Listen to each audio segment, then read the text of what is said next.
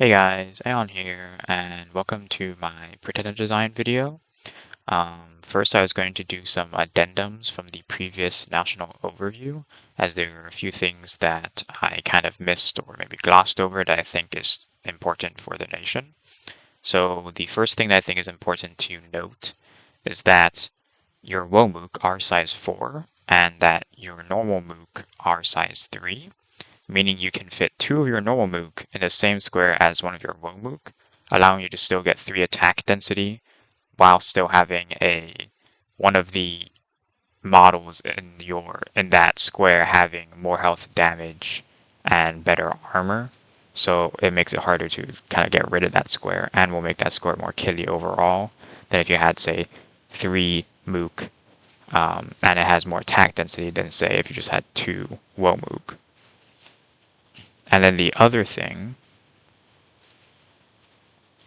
I want to go over was I had mentioned that the Bacab have a white mage form, but I did not actually show that, so I will show that because it is actually pretty important as the white mage form is very powerful.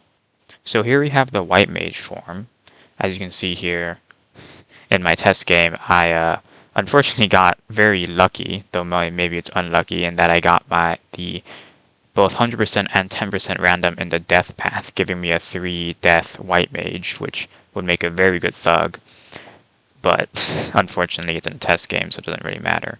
But here we can see that the white mage keeps the paths of your Bacab, but it gets 20-ish more health, 2 more strength, better protection stats, or yeah, much better magic resist. And it is of course a white mage, so you're also you're making its upkeep cost 0. They do not suffer from encumbrance penalties to their melee encumbrance, but they do get spellcasting encumbrance. And their map move doesn't suffer very much when going through different terrains. They are undead. They do get the sailing trait, which I'm pretty sure is a change from SCBM. I don't think white mages normally get the sailing trait, or this is specifically to this chassis, as technically this chassis is based on the LA Atlantis frog mage or big mages, so the sailing could be from them. But you do keep your MA Xibalba pathing. You still keep amphibious, you get this cold resistance, you get the chill aura, you get no need to eat, you get this, I'm pretty sure is from the random bless that I took, and you get spirit sight. Of course, this just makes them a much better chassis. They, in certain ways, they are susceptible to the pre-spells and or other water spells that can kill undead. But overall, they are a much better chassis, though expensive because they are size 6. So even if you do get that 2 death, or in my case it's 3 death, you will have to pay an up cost of 9 extra gems for the white mage. So you have to pay 19 death gems to get this chassis, and then of course you have to then go kill it to actually end up with the white mage. So yeah. Those are the 2 addendums that I thought were important to go over, so now we'll go over to Pretender Design. Alright, so here we are at the Pretender Design screen. I'll go over the chassis first. So, of course, MA Xibalba, as it is a Mesoamerican inspired nation, has the Mesoamerican chassis gods, but it also has some of the deep chassis, in that it has the Ghost King, though these are specifically for Atlantis nations. So it has the Ghost King, it has the Dagon. The Ghost King is something that a lot of other nations have, though this one is specifically an Atlantean Basalt King Ghost King, so it has better stats all around, but it doesn't have that summoning that the normal Ghost King has, so there's a bit of a trade-off there, and it is more expensive as far as I know. Then there's the Dagon, which is a big titan that is also kind of a big monster expander. Very expensive, does have this grab and swallow that the hero also has, the arrogant demon, so it could also insta-kill something. Overall, some of the interesting chassis you have the Great Kamazot. This is a Death 1, Blood 1 kind of Rainbow Mage. You have your other classic rainbows. You have the Serpent King, which is nice because that means if you just want to go some nature blesses, it'll be cheaper than, say, going the Master Enchanter. You have all the dragons. You have the Hun Balam, which is similar to, say, like the White Tiger on the East Asian inspired nations. It has similar kind of like profile in terms of its stats and its attacks, but it also summons in Jaguars. In SCBM, it summons in a guaranteed amount, and which is 3, and I'm pretty sure it also summons in more than in the base game in terms of the randoms. It has stealth, it has fear. Its paths aren't the best for expanding, as it doesn't have you can't get defensive buffs from these, other than maybe like fire shield, but that doesn't reduce the chance of you actually getting hit. So this could be a bit risky. You may want to take some earth, which would be expensive, but probably necessary. The Draco Lich is a pretty good expander. You can kind of you don't need a bless at all on this guy. You can just expand. You do the hold and attack rear, or just kind of fire closest if you want. He has invulnerability, is also a shape changer into a Master Lich, though unlike, say, the Norse giant nations, it's not the big kind of Titan Lich, it's just the normal Master Lich without the immortality. So this guy's pretty good. The other dragons are pretty good as well, though this guy kind of just, you can expand with him right out the gate. You don't need a bless, you don't need to even cast spells. He can just do it because his protection with invulnerable 20 is good enough. His fear and his plague breath, all of these, his plague breath also does fear. So all of these together just make it so that he's very good at expanding. Looking at the Titans, we have like the Tetuanan. The Tetuanan is a pretty classic Xibalba expander, Mictlin expander, or just kind of dormant Titan. You can take them as an expander with taking like hard skin. If you have the mod Trusty Research, you could then also get up to such as Alteration 2 or Enchantment 2 to get to personal regen or personal stone skin, which makes them extremely tanky.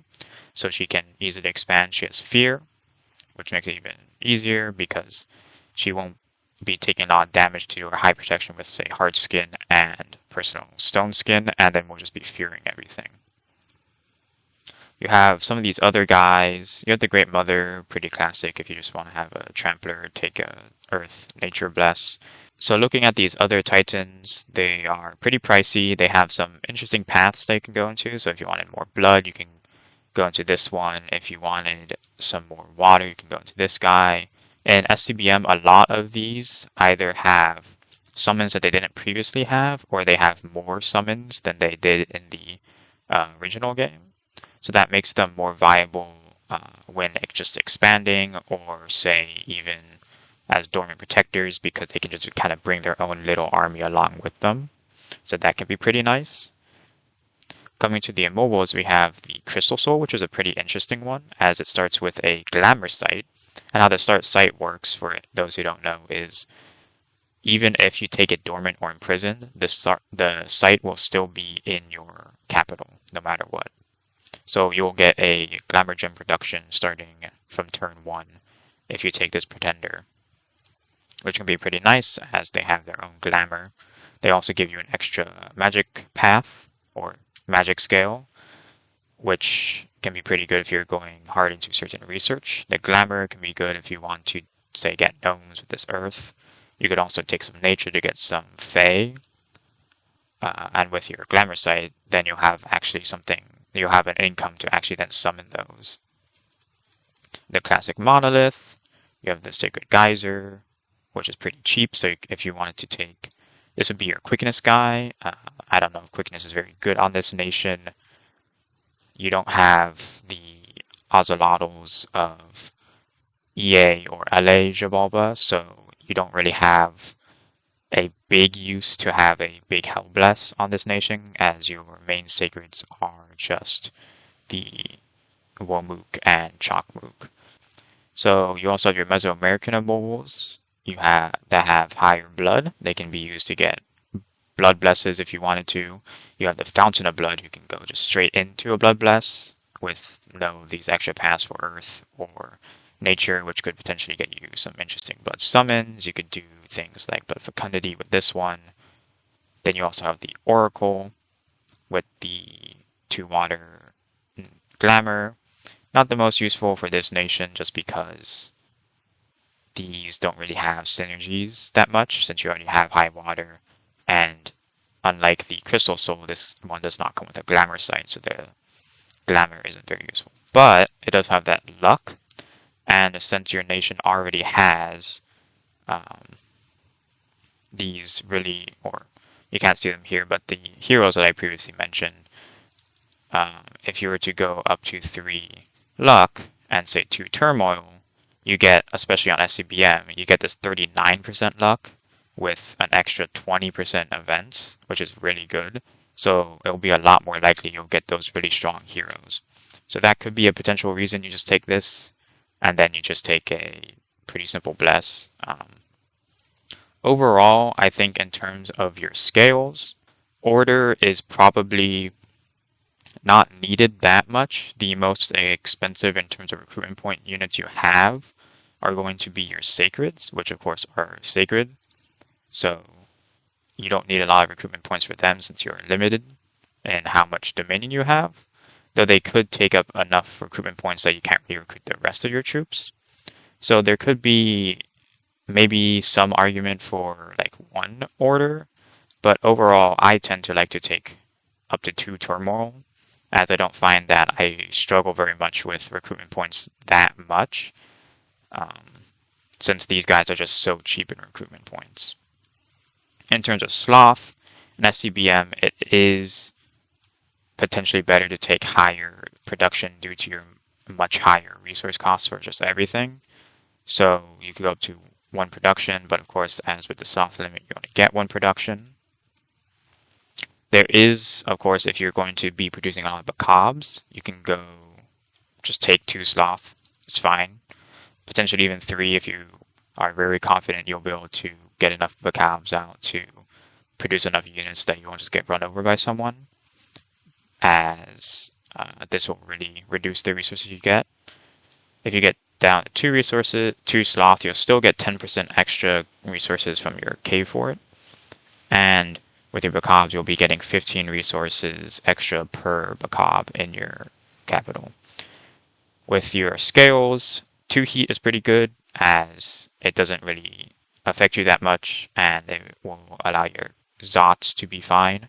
3 heat is still fine, but now you got your rest of your troops will be getting tired, as even with your Zots, because all these are preferring heat skill 1, so they'll start incurring some fatigue penalties. But since you're also, and there's a potential of it going to heat 4 and causing a lot of death.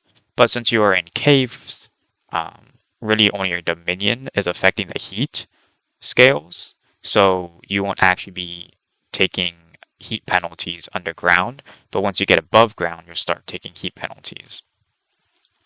You can also, like I previously said, go down to cold, and cold can be good because you have so few Zots units anyway. It doesn't really affect you that much, but because of how good your Zots and your ways are, you probably don't want to, if you're going to be using them, you probably still want to go some amount of heat, because you don't want them to have such super high encumbrance when they are spellcasting.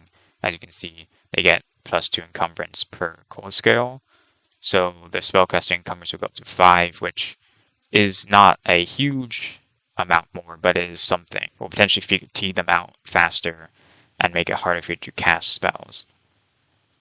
Growth is a greed scale. Going Death 1 is fine. you won't really feel the effects of it for multiple years. Death 2, you may start feeling the effects after like year 2.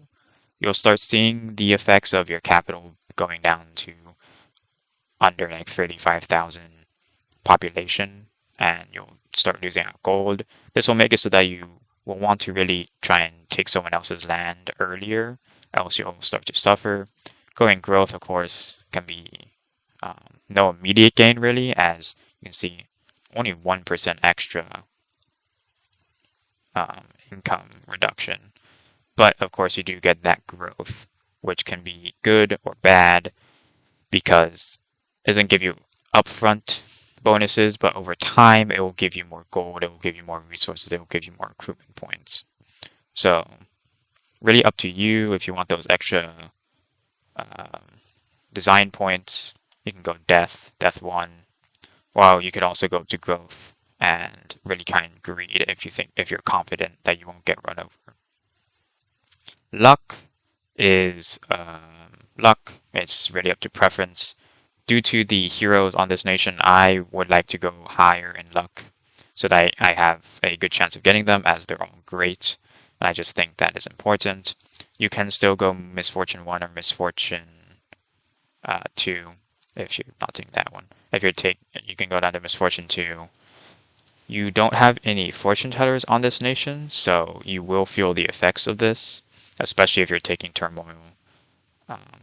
If you're taking a Misfortune, then maybe you don't want to take Turmoil and maybe want to stay at Order or go up to Order 1 or 2. But if you're taking Turmoil, it can be pretty good to take Luck along with it because you will be getting a lot more events.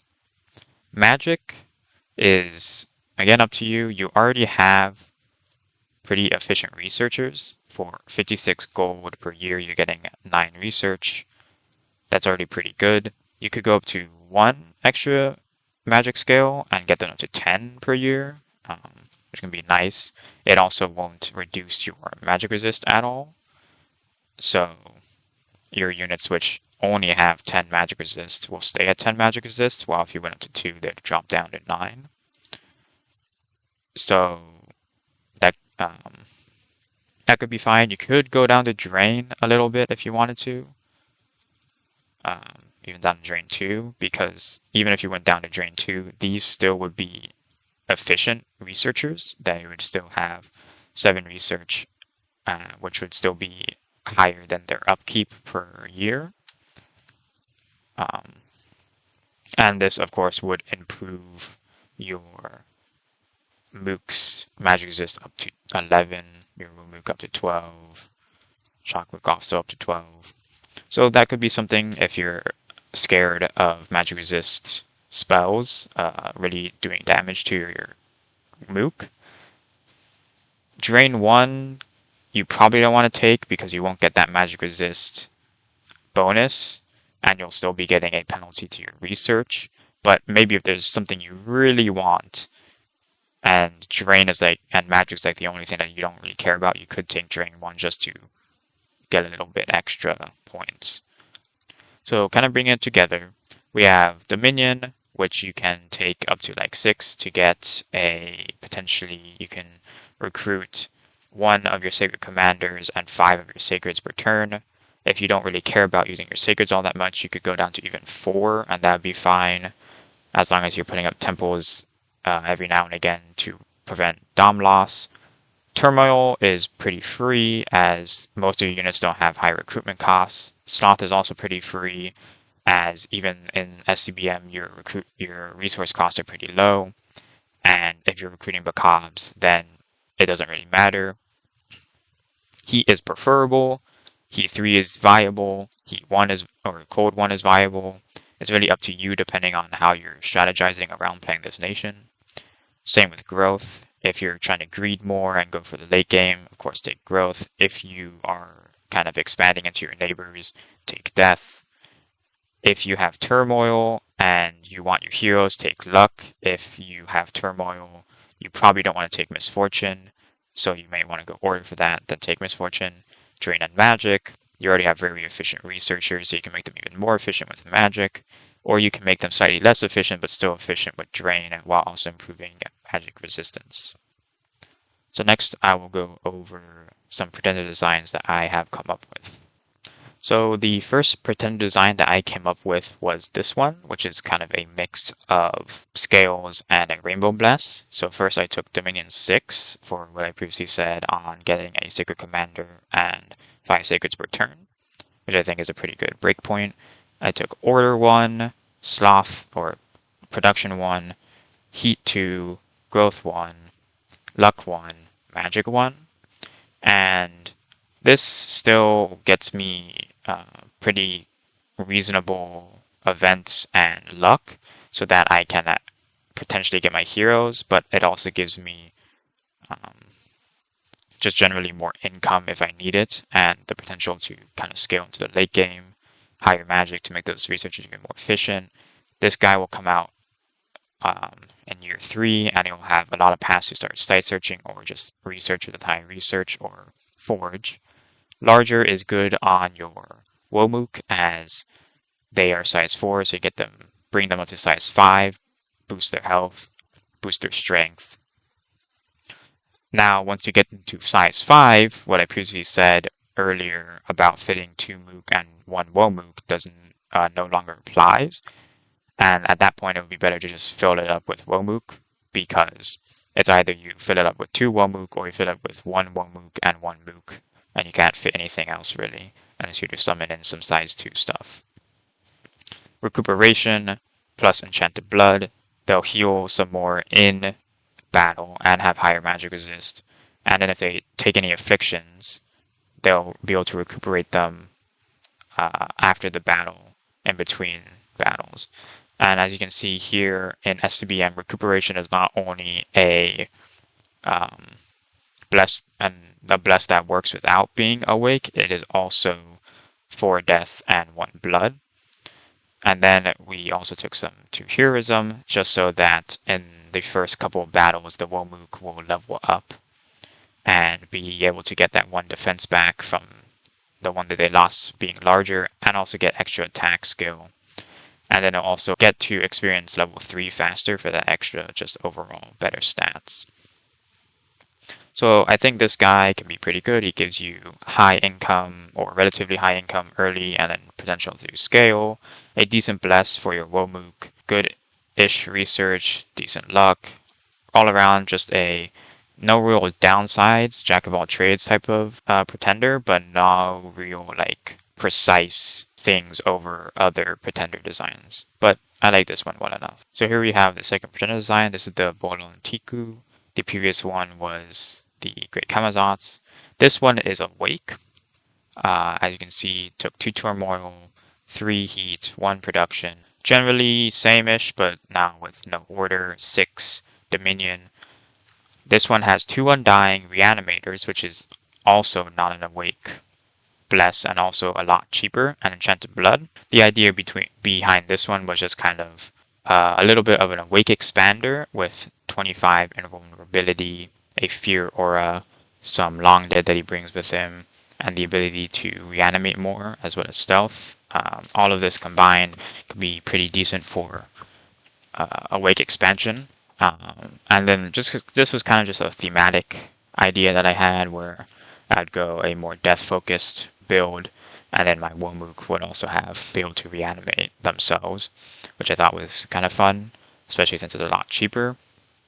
This one I wouldn't say is very viable. I did some expansion testing with it, and the Bolon Tiku still died to things like enough cavemen or Sinos. So I would not suggest this one unless you are bringing along extra units to protect your Bolon Tiku. The third pretender design that I came up with was this Awake Researcher Immobile, which can give you some pretty decent research, taking larger and Enchanted Blood, similar to the Kamazots, having worse scales but still pretty good scales. This one is just if you want to have a researcher that is able from the get-go, so you can really go through the different research paths, since especially for Xibalba there are a lot that you want to go through. You want to go through conjuration for your summons, you want to go through construction for your research items, and kitting out thugs. You want to go through alteration for all the water and earth buffs you can give. You want to go through enchantment to get horde skeletons and twice one. You want to go through blood for those blood summons. So Xibalba really wants a lot of different research paths. And so starting with an awake researcher can be good for that. Here we have the fourth pretender design. Again, similar paths. I quite like taking growth 1, magic 1, and some variations of production and luck. Some of my future ones that I'm going to show will take sloth, but I do enjoy taking luck, as I previously said, with turmoil. This one is similar to the other Great Camazot, but it now adds in that reanimators and also has better paths. So again, kind of a thematic one. I wanted my Womuk to also be able to reanimate while I have my big Macabre becoming like white mages and similar. So this one is kind of just a variation on that previous Great Camazots. Here we have my fifth one. This one takes the cold, as I previously said. It takes the sloth, as I said, will be coming up. And it's a dormant ghost king who will become a protector titan, effectively. It has larger 2 heroism and also it's obfuscate.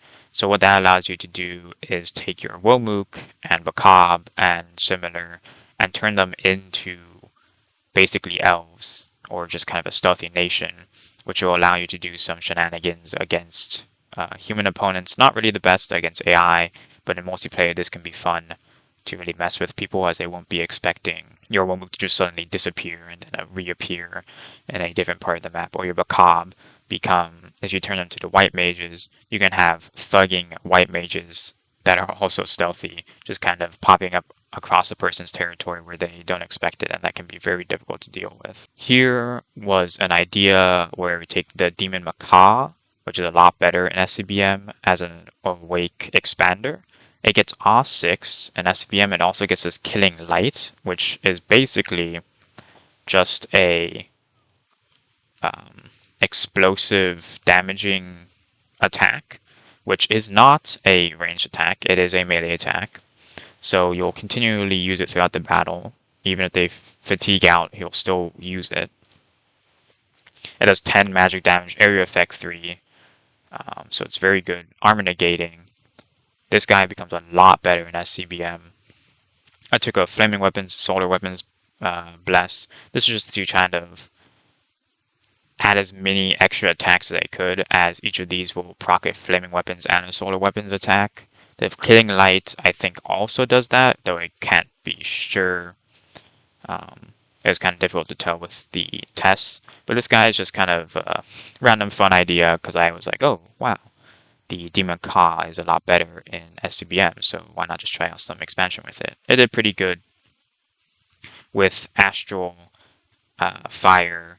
You can have it research for a few turns. If you have things like Trusty Research, get up to Body Ethereal, and then it can cast Body Ethereal, and then just attack rear, and it will be able to kind of just kill the backline, kill the commanders, and nothing can really stop it. So pretty good expander. Decent scales, but maybe not this bless. You probably can get away just a cheaper bless, or even better scales if you want. This is just kind of just to maximize the attacks for fun's sake. So coming to the last pretender design that I was thinking about, this other Great Camazots, takes some of what the Ghost King has, some of the previous Camazots. I still kept larger heroism, enchanted blood, but now it's dormant. Has Turmoil 2, Sloth 2, that cold 1, and it also takes the Obfuscate. So you can get those sneaky Macabre or those sneaky Womuk, and it's a lot earlier as you take them dormant, and you still have a lot of paths to say search with or research with. Still 55 research as some of the other ones, which is very nice. So it can be a good researcher, has good paths for Xibalba, though really not great paths for a lot of other nations. And it has a good bless that can make your Womuk or your Macabres very difficult to deal with because of sneaking. They heal a little bit, have more magic resist. They get better stats quicker. They're bigger, so they get more HP.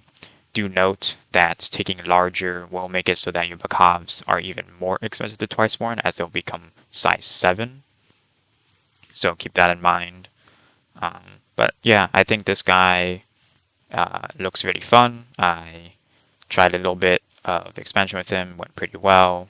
Unfortunately, I will not be able to take this guy into a game, as the game that I was planning to play did not go through. There were technical difficulties with starting the game, so unfortunately, I will not be playing an MA Xibalba game. So that was the pretender design for MA Xibalba and some of the ideas that I came up with. If you have any of your own ideas, you can leave a comment down below. And if you enjoyed watching, then you can leave a like, subscribe, and I'll see you in the next one.